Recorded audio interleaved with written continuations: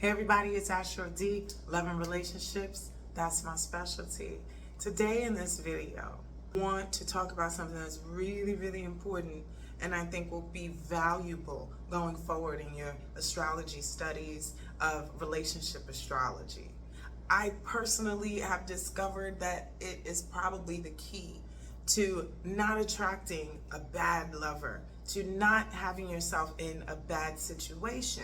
And I believe that this is going to set a lot of people free if they can learn this kind of cheat code within themselves, especially when it comes to choosing a partner and being able to have standards and maintain those standards, right? Without deviating, without getting too weak and succumbing to something negative here. How does one avoid being taken advantage of in love and relationships? A lot of people are going through this right now. A lot of people are feeling a soulless dating community and not feeling even safe in the dating world here. And sometimes use these tools of astrology to help cope with it, to help cope, to help understand, and to equip themselves with self-knowledge. The best armor that you can have in this world is self-knowledge. The best armor. The more you know yourself, the more you know what you need to not do and what you need to do in order to maintain your self-dignity and your self-empowerment.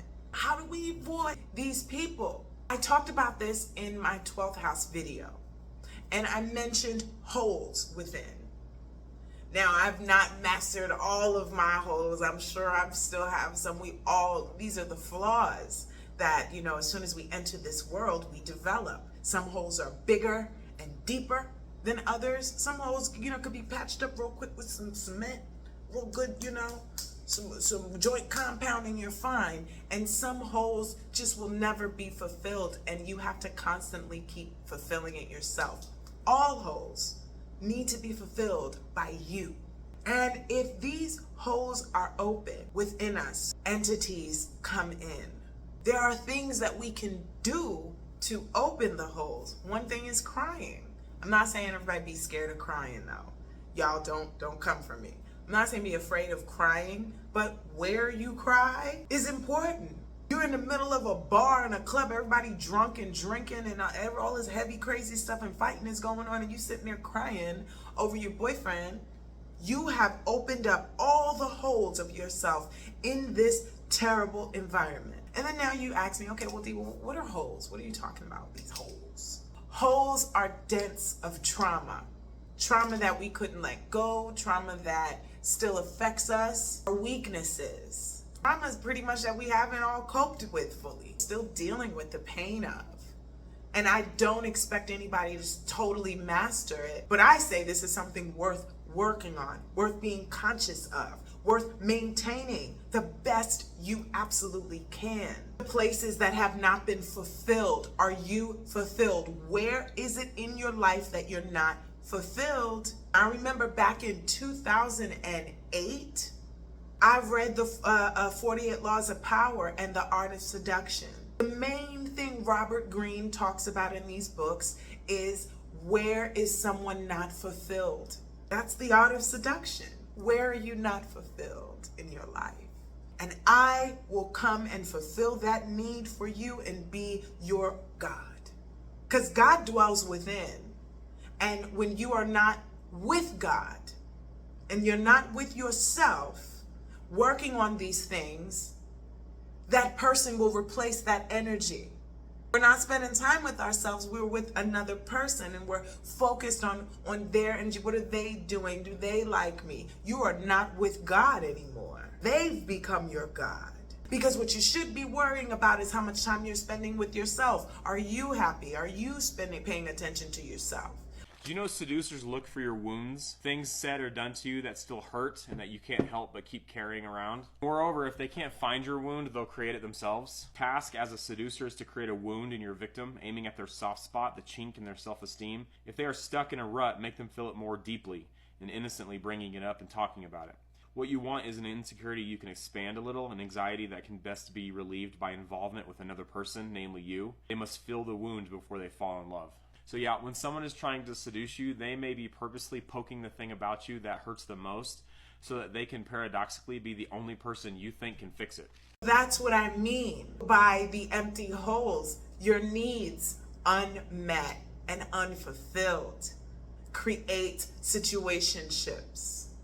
You mix no boundaries in there, or you mix being used to being treated a certain type of way with unmet needs, and you have a bad situation. And I'm not saying this like I'm talking down on anybody, because I went through it.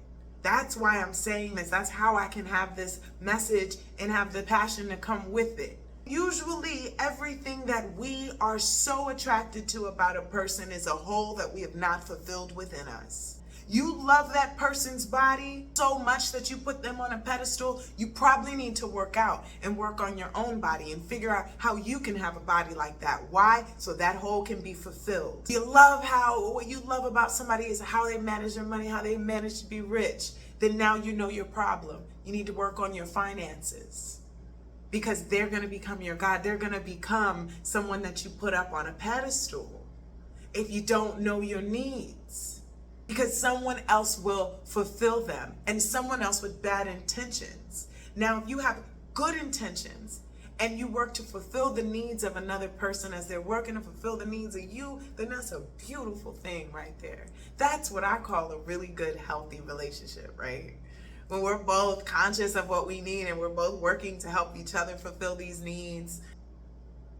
9 times out of 10, those of you out there that are searching hard for relationships, I believe have holes.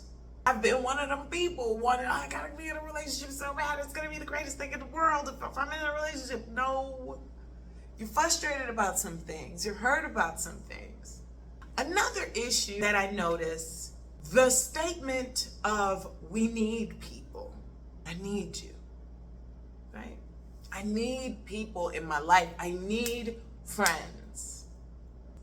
You have to be very careful what you say. You have to be I've always learned this is the lifelong lesson of controlling the tongue and being really wise in the words that you use when you're describing something. Or when you're talking about something. When we say we need people, do you really? What I mean by this, stay with me now. What I mean by this is, without air, water, food, I will die. I will absolutely die. And this might be contrary to some things I may have said before, but again, it's about evolution and learning. If I don't have air to breathe, I will not survive at all. But if I don't have a partner or a lover or even a bestie, am I gonna die? Am I gonna not survive? At least.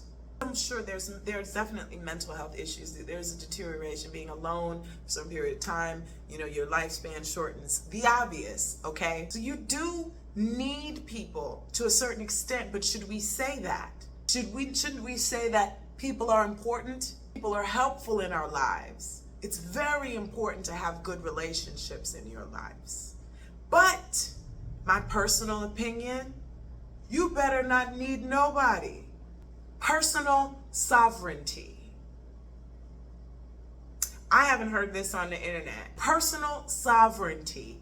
Personal emotional sovereignty. If I associate you to the needs of air, food, shelter, and water, oh my God. In Maslow's hierarchy of needs, companionship and connection is important. It's an important need. I'm not saying to the extent that you don't need others in your life as a black and white statement. I'm just making it aware that there are gray areas to this, and to be very careful how you associate what you need from people. Because a lot of times what you feel you can get from other people, you can give to yourself. Right? God energy is within. But when you don't realize that, I need you. I need you for validation. I need you for affection. I need you for this. I need you for that. Therefore, you are my God. You have power over me. I will put you on a pedestal. Without you, these needs are not met, and I want to just unalive. I can't do it no more. In astrology, I teach a way to meet your own needs based on your chart specifically. And this is in my synastry course, and it's also in my Learning Astrology Mastery course. Actually, this section of understanding your needs is in the Learning Astrology Mastery course, where I really break down the details of how to use your chart in order to fulfill your needs. Therefore, you don't have any holes. And you be in a relationship because you choose to, because it's important, because it feels good, because it's nice, not because you think you need it. Like you need food, air, shelter, and water. Fulfill your own needs first, and you will not be at the mercy of anybody else to fulfill them. And of course, find a healthy relationship where you two are both fulfilling each other's needs, if that's in your destiny. This video is for those that it's in their destiny. Some people, they are not supposed to be with partners. They're on a spiritual journey. They're supposed to be with themselves, and they're not supposed to be figuring this stuff out about relationships and synastry. But I'm here for everybody that's on this. I'm here for everybody, because relationships can be a big mystery. I'm telling you, for some people out there, relationships will get you sick. Relationships take your money. It's all in the charts. All right, everybody, if you want to book a reading, you already know what to do. If you want to get my books, my courses, all of my educational information, just go to my website and go to my Learning Hub. All right, everybody, take care.